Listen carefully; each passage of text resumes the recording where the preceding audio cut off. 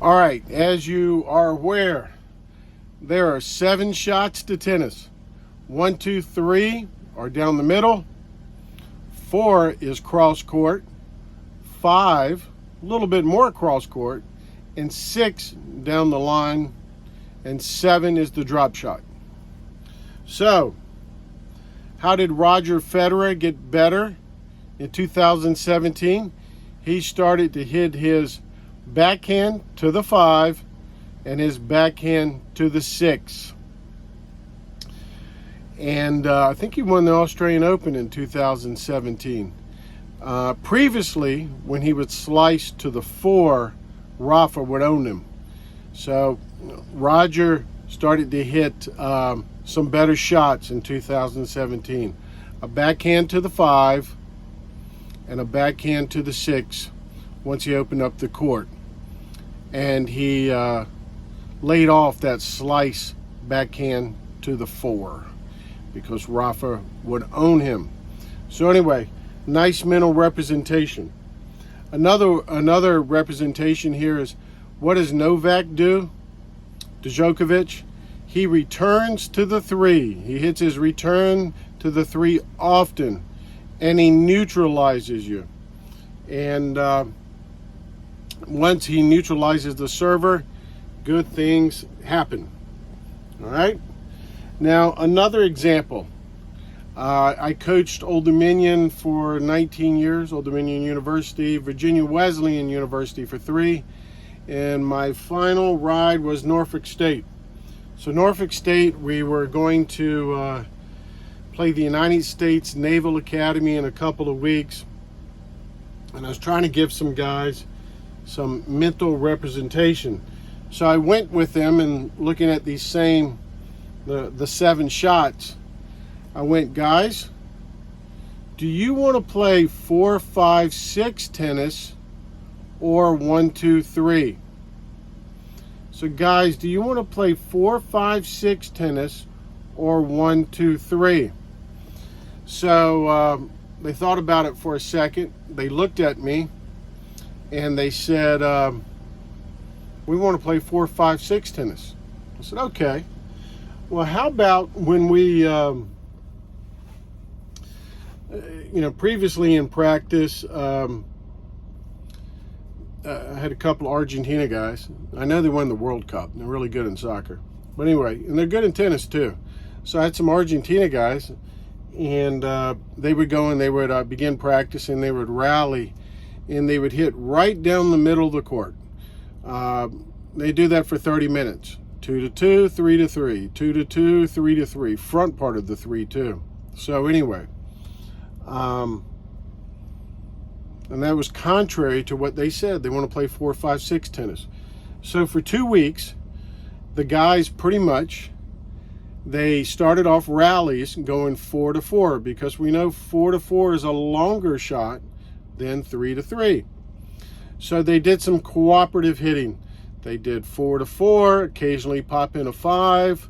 If the ball was hit short, they would pop a 6. And that's kind of the way that they practice for a couple of weeks, for the most part. So then we played the United States Naval Academy. UTRs were extremely similar, and we won. Norfolk State won like 5 to 2. So I showed this to the coach afterwards, a really good coach too at the United States Naval Academy. I showed this to him afterwards and said, hey, your guys are really good, but they kind of hit too much into the 2. They really hit some really good shots, but then the 2. My guys were playing 4, 5, 6 tennis, and we were successful. I think the coach, pretty sure the coach said, can you text me this? Anyway, so that mental representation gave a little bit more of a path on my guys on the way to practice, okay? So that's that story, the Norfolk State story. Let's go with the Jack Sock story. Jack Sock is one of my favorite players. And so what happens is Jack will hit his backhand. Jack will be over here on the bottom side, and he hits his backhand in the 2. So once he hits his backhand into the 2, the opponent sort of pushes him around the court. Maybe 3 shots, 4 shots later, Jack is well behind the baseline there. And Jack will hit a great forehand to the 5 for the winner. So once Jack hits the great forehand to the 5 for the winner, he kind of fist pumps, and that's when he loses the match. Because you can't count on hitting a great shot 6 feet behind the baseline to the 5. So that's not good. Even though it makes great for exhibition tennis, it's hard to win matches that way. So with Jack Sock, if I was coaching him, and Jack, I am available.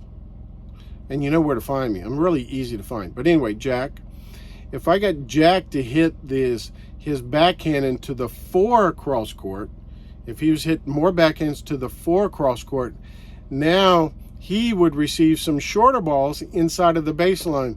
And let me tell you something, Jack Sock has a wicked forehand. Once Jack Sock gets that forehand inside of the baseline, it's over against any player in the world. So Jack, hit more backhands to the 4 and you'll get some shorter balls. So, and when we're charting Jack's matches, sometimes we'll get a winner to the 5 or a bunch of unforced errors from behind the baseline. And those unforced errors, when you chart them, it looks like, oh, his forehand's not good. That's not true. It's the impact of hitting his backhand into the 2. Now, if we can impact it by hitting his backhand to the 4, I guarantee you his forehand's going to have a lot more winners when we chart it. That's the Jack Sock story. Now, all of these players, as you go to get better, you got to play skinny. 4, 5, 6, or playing in the back part of the 3, that's the skinny part of the court. The 1, 2, 3, or the 1 and the 2, especially the 2, that's the fat part of the court. So I did some research about the top 15 women's program, 6 players, 90 players. So a couple of years ago, we measured the 90 players that represent the top 15 schools, Division I. And one thing that we realized was we looked at their UTR going from January to May, and only 13 of those females improved their UTR, and the rest of their UTRs went down. Not that the UTR is the holy grail, but it is a unit of measurement as far as improvement. After all, college coaches look at it. So now we reversed it, and we looked at college coaches evaluating their programs on UTR. Basically, who gets better, on your watch. And again, only 13 of them got better. The rest of them decreased. And it might have been by 0.01, but the decrease is a decrease. So the thought process or the realization is, often in college tennis, it's not necessarily about getting better. See, getting better is hitting into the small part of the court, the skinny part of the court, 4, 5, 6. But in college tennis, it's about winning. And often winning is about taking limited risk. If you, so maybe they're hitting in the back part of the 2, the front part of the 3, the fat part of the court down the middle. They're not hitting skinny.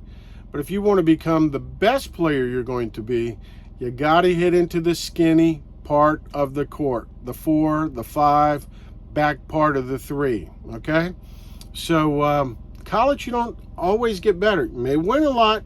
That doesn't mean you're getting better necessarily, because better is the skinny part of the court. Hopefully you can see that. Okay, now using this in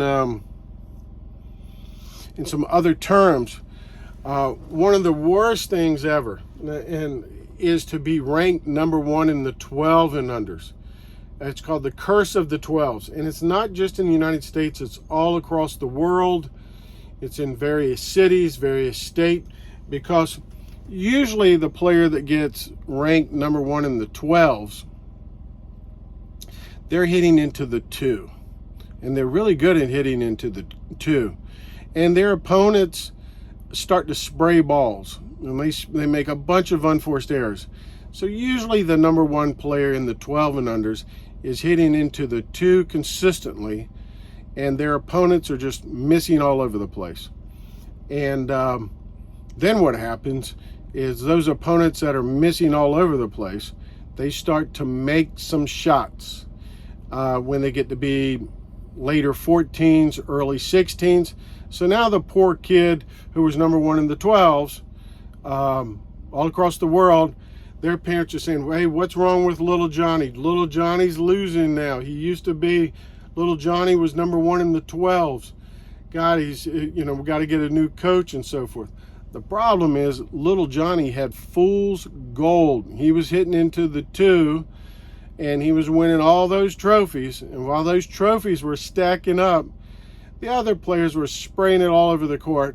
And eventually they started to get the ball more in the court, and they hurt little Johnny with their shots. They start their 4s and 5s and 6s start to go into the court, and little Johnny's programmed to hit into the 2. And then now little Johnny's got to develop his game a little bit more, and it's hard because you've been number one in the 12, so you think, hey, I'm number one in the 12s, I should be number one in the 14s, should be number one in the 16s. Not so. All right. So that's the 7 shots of tennis, and it kind of tells the story. And you can pretty much coach anybody using this. Jack Sock, I'm here for you, baby.